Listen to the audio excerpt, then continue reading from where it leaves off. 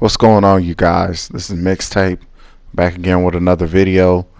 Today we're going to be talking about the Lakers, Anthony Davis, his injury, the impact that it's going to have on the team, as well as some of the upcoming schedule and how I feel like they'll do in the absence of Anthony Davis. So go ahead and leave a like. If you're new, subscribe to the channel. I'm always talking Lakers basketball as well as other things. And as we pick the last player, we'll go ahead and dive right into it. All right, y'all. Let's go right into it. All right, guys. So the reason why I picked the team that I did was because I know Anthony Davis is hurt right now. And based on what happened with the Nets the other night, they just lost. Kyrie Irving was out for a game, as well as Durant was out for a game. So I don't know if that means that Kyrie is going to play, but I thought that their best rotation player coming off the bench or their next best player would probably be Jeff Green.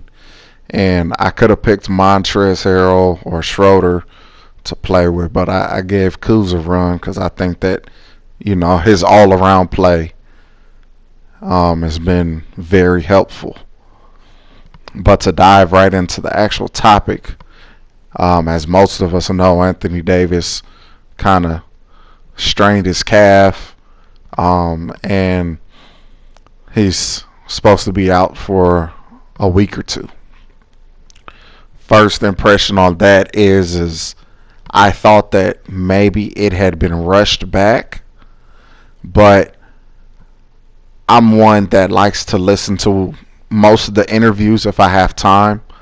If I see on YouTube or on the Lakers app or anything like that, interview, whether it's the coach or, the star players, being LeBron or Anthony Davis, I typically listen to those interviews if I get a chance.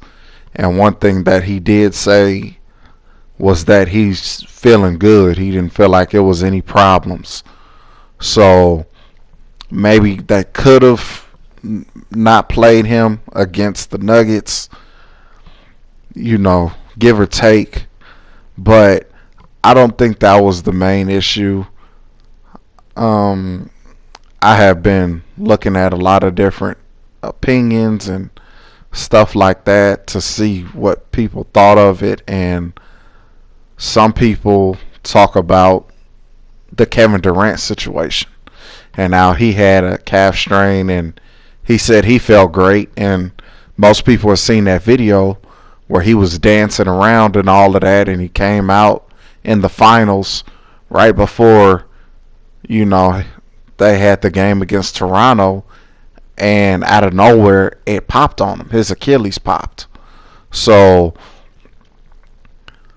I don't know. I hope that the Lakers, where I believe that they will, take it easy on Anthony Davis.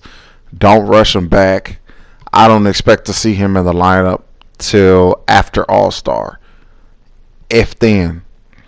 Me personally, depending on how the team is doing, I think that they should have no problem staying the top 4 seed.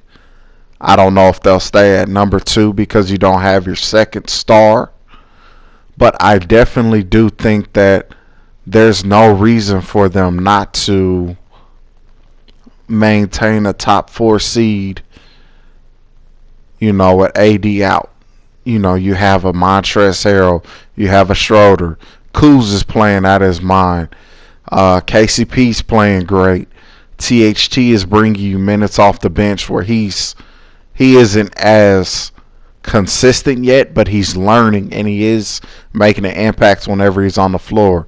You have a Caruso who plays an excellent game night in, night out, plays defense most of the time on the toughest guard if it's not KCP on the floor.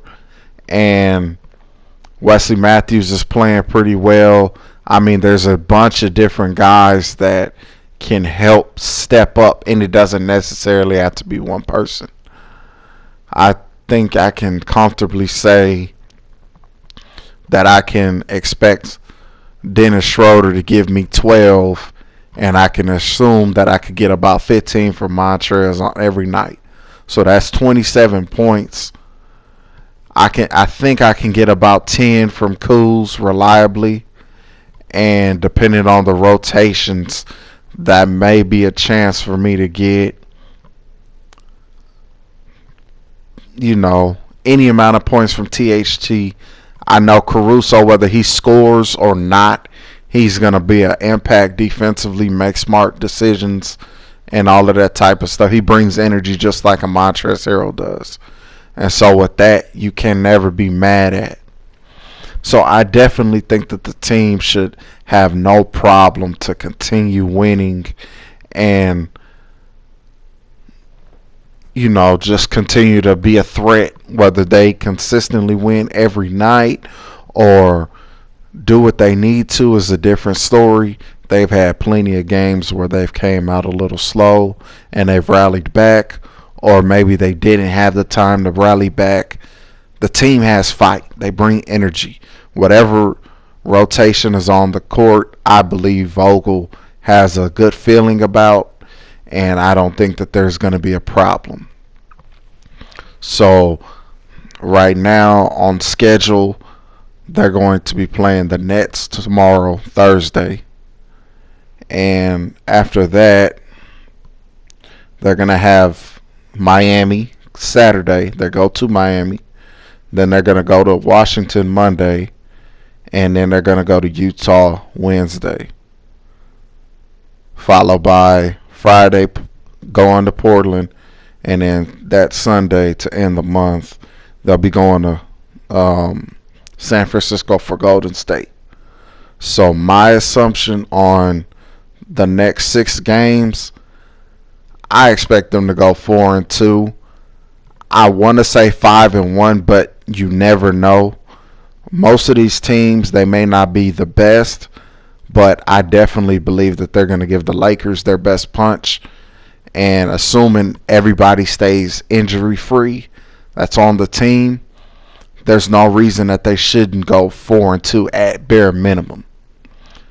I would also like to see them start to find ways to beat the teams that they need to, so that way you can have LeBron get minutes, have less minutes on the court, keep him as fresh as possible. We don't want him to get injured. Knocking on wood, I don't believe it's going to happen. But you definitely do want to have LeBron have it where he's a little bit easier, where he doesn't have to have 35 plus minutes to get the win. So again, right now, my suggestion is they go 4-2. I don't know who they'll lose to. This is a pretty tough stretch. You're going to Brooklyn. Utah's going to be home. And Portland, Miami's going to play you tough because Miami's good at rebounding. And Washington isn't going to, roll over. So I don't know. I think they can easily go 4-2. Let me know you guys' prediction on that. I wouldn't be surprised if they did go 5-1 or even sweep the whole situation. I think it'll be tough, but if I was a betting man, I would say they go 4-2 to finish off February. Again, I don't know if Kevin Durant is going to play tomorrow or Kyrie Irving is going to play tomorrow. I assume not, because they didn't play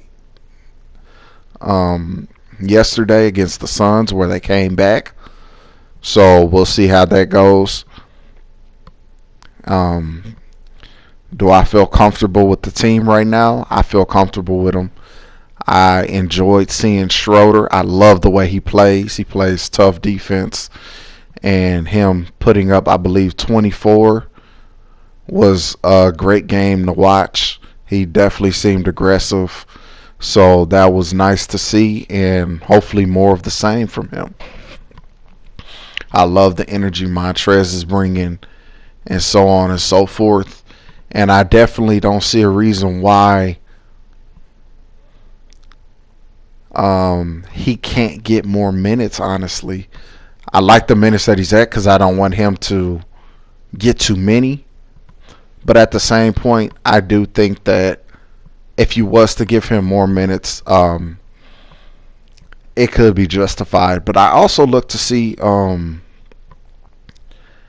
not only Marc Gasol, what he's going to continue to bring. It's nice to see him start to shoot the ball and feel comfortable involving himself offensively. But I would like to see more Markieff Morris. He comes in, he doesn't complain that much, and he sometimes he brings a shot, sometimes he doesn't, but I still enjoy having him on the team. There's no question about that. He brings something as a 4 or 5 where he can spread the floor and he makes smart decisions with the ball. So I really enjoy the Lakers bench. I enjoy this whole Lakers team. Let me know another time you've seen a team that has had 2 top 5 players and has had a bunch of depth like they do now. The only cause of concern I feel would be, playing against a team like Miami where they have bigs, or some of these teams that do have bigs and they can't really rebound like that. But hopefully that'll be addressed in free agency. But again, this video is coming towards the end. Please like the video, subscribe to the channel if you're new. And this is Mixtape 4 and 2 for this rest of February. And I'll talk to you guys later. Take it easy.